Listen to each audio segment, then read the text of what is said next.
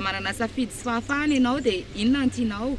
Mianatra any amin'ny université mpanjakana sa any amin'ny université tsy miankina? Raha misy fahefana manefa ny saram-pianarana zany raha aman-dreny dia alefa mianatra any amin'ny privé ilay zanany. Fa raha ohatra hoe somary sehirakirana ihany dia tokony hoe any amin'ny fanjakana angamba. Mianatra amin'ny université mpanjakana alongany raha azo atao na manana fahafahana ary. Raha aminahy manokana zegny aleoko mandeha mianatra amin'ny université mpanjakana. Tiako aminazy université mpanjakana ihany. Aleoko misafidy université privé satria agny zany mba hitako mba milamindamina le fianarana. Tsara université mpanjakana voalohany izy boatra. Faharoa izy za matoky tokony feno zegny le za aloha mandinika mety université mpanjakana io tsaratsara toy izay université privé tegna marina. Mahatsara université mpanjakana voalohany izy boatra. Faharoa izy za matoky tokony feno zegny le za aloha mandinika mety Araka ny hevitrao, ampy ve vatsim-pianarana omenandreo mpianatra any amin'ny université? Ohatrinona ny raisinareo isam-bolana ary ohatrinona ny vatsy ambany indrindra eritreretinareo? Araka ny tsy ampy. Université privé université privé tsisy bourse. Eo amin'ny raha ataontsika hoe mandeha 200 000 zareo isam-bolana ny azony zareo tsy ampy zany satria mbola izy tsy maintsy mbola misy bourse ataony dia raha ohatra hoe tsy manana fahafahana manampy ny ray aman-dreny dia tsy ampy mihitsy zay. Fa raha miaraka ny hevitro manokana any amin'ny 500 000 francs any 500 000 francs any zany. Tsy ampy ka zany mahatonga mpianatra marobe miala mianatra. Isam-bolana zany arakaraka niveau.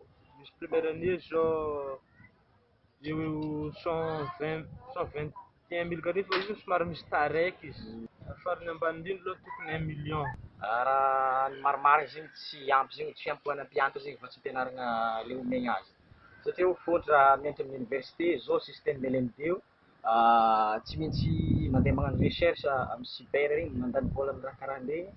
Bakeo ndraiky mbola mividy boky regny lany akagny tsy hiavahana ray aman-dreny loatra. Mifanaraka amin'ny fianarana aratovina foana ve ny asa atao? Inona no antony? Fanabeazana ankizy amizao zany betsaka ny ohatra hoe manao gestion izy nefa tsy araka ny zavatra nataony zay ny asa ataony.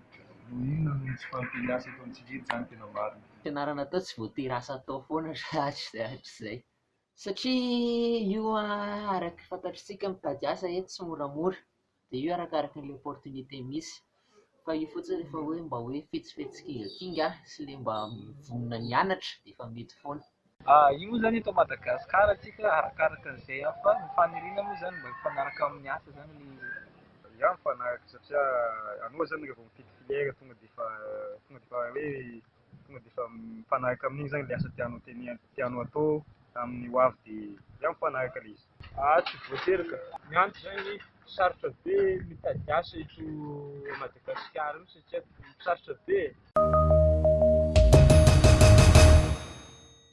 Araka ny hevitrao, inona ny seha-pianarana heverinao fa mora ahitana asa aingana indrindra? Ohatra hoe resaka multimédia na communication, ao ihany koa resaka environnement dia ny tourisme. Tsisy hoe fianarana mora ahitana asa, tsisy hoe fianarana sarotra ahitana asa. Fa io arakaraka ny opportunité misy ny teneniko teo.